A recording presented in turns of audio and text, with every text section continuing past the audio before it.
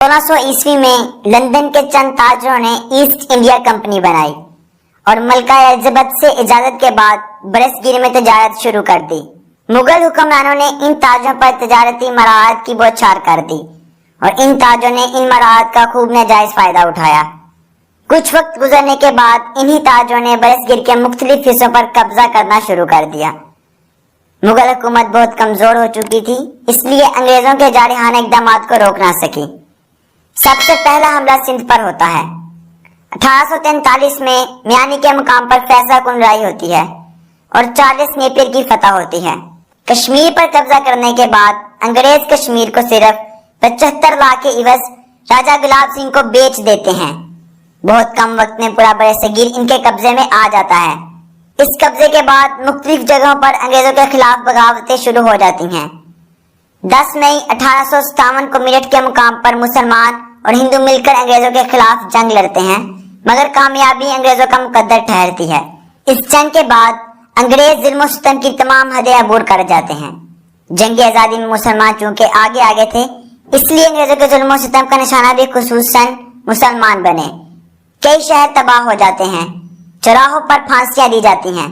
1857 کی جنگ آزادی کے بعد مسلمان معاشی، تعلیمی اور سماجی لحاظ سے بہت پیچھے رہ جاتے ہیں۔ مسلمان ہر معاملے میں انگریزوں سے قطع تعلق کر دیتے ہیں اور ان کا مستقبل بہت تاریک نظر آ رہا ہوتا ہے۔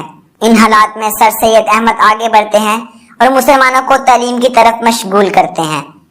سر سید احمد خان نے بہت سے تعلیمی اداروں کی بنیاد رکھی، مگر علی گڑھ کالج ان کی نمایاں کامیابی تھی، جو بعد میں علی گڑھ یونیورسٹی بنا۔ 1867 میں بنارس میں اردو ہندی تنازع ہوتا ہے۔ دفاتر میں اردو کی جگہ ہندی زبان کو نافذ کرنے کی کوشش کی جاتی ہے۔ اس کے بعد ہندوؤں اور مسلمانوں میں فاصلے بڑھنا شروع ہو جاتے ہیں۔ اسی دوران انگریزوں نے بھی مسلمانوں اور ہندوؤں میں موجود مذہبی اختلافات کو خوب ہوا دی۔ اس وقت تک ہندوستان میں ایک ہی بڑی سیاسی جماعت موجود تھی، جسے کانگریس کہا جاتا تھا۔ سر سید مسلمانوں کو سیاست سے دور رہنے کا مشورہ دیتے ہیں۔ 1898 میں سر سید رحلت فرما گئے، مگر اس وقت تک مسلمانوں کے پاس رہنماؤں کی ایک کھیپ تیار ہو چکی تھی۔ اگرچہ سر سید نے مسلمانوں کو سیاست سے الگ رہنے کا مشورہ دیا تھا، مگر اب حالات ایسے بن چکے تھے کہ مسلمانوں کی سیاسی نمائندگی کی ضرورت محسوس کی جانے لگی۔ 1 اکتوبر 1906 میں مسلمان رہنماؤں کا ایک وفد وائسرائے لارڈ منٹو سے ملا اور جداگانہ انتخابات کا مطالبہ کیا۔ وائسرائے نے کافی حوصلہ افزا باتیں کی، جس کے بعد دسمبر 1906 میں مسلمانوں نے اپنی الگ سیاسی جماعت مسلم لیگ کی تشکیل دی اور سر آغا خان اس کے پہلے صدر بنے۔ وقت گزرنے کے ساتھ ساتھ مذہبی فسادات میں شدت آتی جا رہی تھی۔ 1913 میں قائد اعظم کانگریس چھوڑ کر مسلم لیگ کا حصہ بن جاتے ہیں۔ قائد اعظم ہندو مسلم اتحاد کے سب سے بڑے علم بردار کے طور پر سامنے آتے ہیں۔ ان کی کوششوں سے 1916 میں معاہدہ لکھنؤ ہوتا ہے، جس میں کانگریس جداگانہ انتخابات پر راضی ہو جاتی ہے۔ اس دوران جنگ عظیم اول بھی چل رہی ہوتی ہے۔ جنگ عظیم اول کے اختتام پر ترکی کو شکست کا سامنا کرنا پڑتا ہے۔ 1919 میں برصغیر کے مسلمان خلافت اور مقامات مقدسہ کی حفاظت کے لیے تحریک خلافت شروع کر دیتے ہیں اور دیکھتے ہی دیکھتے یہ برصغیر کی سب سے بڑی تحریک بن جاتی ہے۔ گاندھی اس تحریک میں مسلمانوں کا ساتھ دیتے ہیں، مگر بعد میں اچانک اس تحریک سے الگ ہو جاتے ہیں۔ اس تحریک کی وجہ سے مسلمانوں کو شدید نقصانات ہوتے ہیں۔ بغاوتوں کو کچلنے کے بعد 1919 میں رولٹ ایکٹ نافذ کر دیا جاتا ہے، جس میں لوگوں کو بغیر عدالتی کارروائی کے شک و شبہ کی بنیاد پر مارنے کا حکم دے دیا جاتا ہے۔ اس ایکٹ کے بعد بغاوتوں میں مزید شدت آ جاتی ہے، چنانچہ انگریز اپریل 1919 میں امرتسر میں جلیانوالہ باغ کے مقام پر ایک جلسے پر فائرنگ کر کے 1200 سے زائد لوگوں کو موت کی گھاٹ اتار دیتے ہیں۔ 1920 سے 1922 تک تحریک عدم اعتماد چلی۔ 1928 میں قائد اعظم نے اپنے 14 نکات پیش کیے، جس میں مسلمانوں کی الگ سیاسی نمائندگی اور مسلمانوں کے حقوق کے تحفظ کی بات کی گئی تھی۔ 1930 میں علامہ محمد اقبال اپنے مشہور خطبہ الہ آباد میں مسلمانوں کی الگ ریاست کو تمام مسائل کا حل قرار دیتے ہیں۔ اگلے سال گول میز کانفرنس میں علامہ اقبال پھر مسلمانوں کے لیے ایک الگ ریاست کا مطالبہ کرتے ہیں، مگر کانگریس تقسیم کے کسی فارمولے پر تیار نہیں ہوتی۔ 1933 میں چودھری رحمت علی ایک پمفلیٹ ناؤ اور نیور میں نئی مسلم ریاست کا نام پاکستان تجویز کرتے ہیں۔ कायद आज़म मायूस होकर लंदन चले जाते हैं। फिर इल्लामा इकबाल की दरख्वास्त पर 1934 में वापस आते हैं और फिर अपनी सारी जिंदगी मुसलमानों के लिए वक्फ कर देते हैं।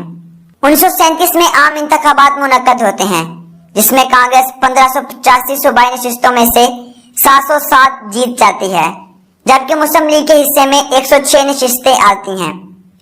इस इलेक्शन के बाद कांग्रेस हुकूमत बनाती है, मगर मुसलमान अपने हुकूक से महरूम रहते हैं।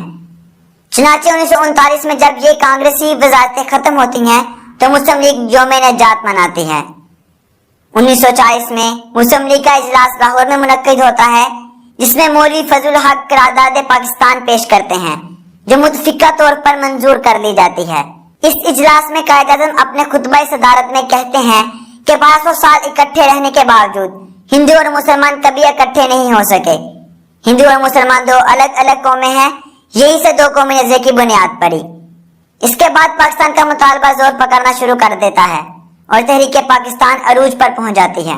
मुसलमान अलग वतन के मुतालबे के लिए तहरीकों का आगाज कर देते हैं, मगर हिंदू और सिख तकसीम की शदीद मुखालफत करते हैं। इसी दौरान मजहबी फसादात अरूज पर होते हैं। 1200 साल इकट्ठे रहने वाले लोग एक दूसरे के गले काटने में मसरूफ हैं। 1942 में क्रिप्स मिशन बरसगिर आता है, मगर कायद आज़म और गांधी दोनों इस मिशन की तजावीज को मुस्तरद कर देते हैं। 1944 में एक माकूलियत पसंद कांग्रेसी रहनुमा राजगोपालाचारी मुसलमानों के अलग वतन के मुतालबे को तस्लीम कर लेते हैं।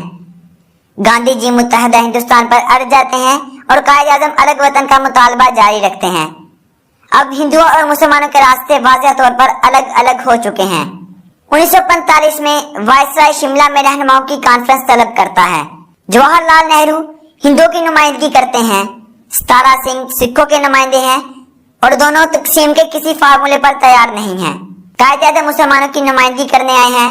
कायद आज़म पाकिस्तान के हसूल के अलावा कोई समझौता करने को तैयार नहीं है। इस कॉन्फ्रेंस में मुस्लिम वज़रा की नामजदगी पर कांग्रेस और मुस्लिम लीग में इख्तिलाफ हो जाता है और वेवर प्लान भी नाकाम हो जाता है। कांग्रेस और लॉर्ड वेवर कायद आज़म को इस कॉन्फ्रेंस की नाकामी का जिम्मेदार ठहराते हैं। वेवर प्लान की नाकामी के बाद लॉर्ड वेवर आम इंतखाबात का ऐलान करते हैं। कांग्रेस मुत्तहदा हिंदुस्तान और मुस्लिम लीग पाकिस्तान के मुतालबे के साथ मैदान में उतरती है। दोनों जमातें इलेक्शन मुहिम में खूब जान लड़ाती हैं। ये इंतखाबात जुदागाना तरीके पर मुनक्कद होते हैं। पूरे बरसगीर में मुसलमानों के लिए मरकजी असेंबली की 30 नशिस्तें मखसूस थीं। मुस्लिम लीग 30 की 30 नशिस्तें जीत जाती है। सूबाई असेंबली के इंतखाबात में भी मुस्लिम लीग ने दूसरी जमातों को शिकस्तें दो चार किया। 1945-46 के आम इंतखाबात कायद आज़म के मौक़िफ़ की तायद करते हैं। अब पाकिस्तान के क़याम की राह हमवार हो चुकी है। 1946 में काबीना मिशन प्लान बरसगीर में आता है। हुकूमत साजी में शरीक होने के लिए काबीना मिशन की तमाम तजावीज़ को मानना जरूरी था। कांग्रेस इस प्लान पर बहुत खुश थी, मगर मुस्लिम लीग इलेक्शन जीतने के बाद इस प्लान से काफी मायूस थी। तो यही की जा रही थी कि कायद आज़म इस प्लान को मानने से इनकार कर देंगे और मुस्लिम लीग हुकूमत साजी में हिस्सा नहीं ले सकेगी। लेकिन कायद आज़म ने इस प्लान को मंजूर करके कांग्रेस को वर्ता हैरत में डाल दिया। अब कांग्रेस ने आधा प्लान मंजूर किया, हालांकि बुरी हुकूमत में शामिल होने के लिए प्लान को मुकम्मल तस्लीम करना जरूरी था। कायद आज़म के मुतालबे के बावजूद हुकूमत बरतानिया ने प्लान नाफिज करने से इनकार कर दिया। मुस्लिम लीग इससे बहुत मायूस हुई और 16 अगस्त 1946 में मुस्लिम लीग ने यौम रास्ते इक़दाम का ऐलान किया। जगह जगह मुजाहरे हुए। मुसलमानों ने अंग्रेजों के दिए हुए खिताबात वापस कर दिए। लॉर्ड वेवर जब बरसगीर का सियासी हल निकालने में नाकाम हुए तो हुकूमत बरतानिया ने लॉर्ड माउंटबेटन को बरसगीर में वाइसराय के तौर पर भेजा। 20 फरवरी 1947 को बरतानवी वज़ीर आज़म ने ऐलान किया कि 1948 में बरसगीर से बरतानवी राज खत्म कर दिया जाएगा। इस ऐलान के साथ ही पूरे बरसगीर में फिरका वाराना फसादात के शोले बरकने लगते हैं।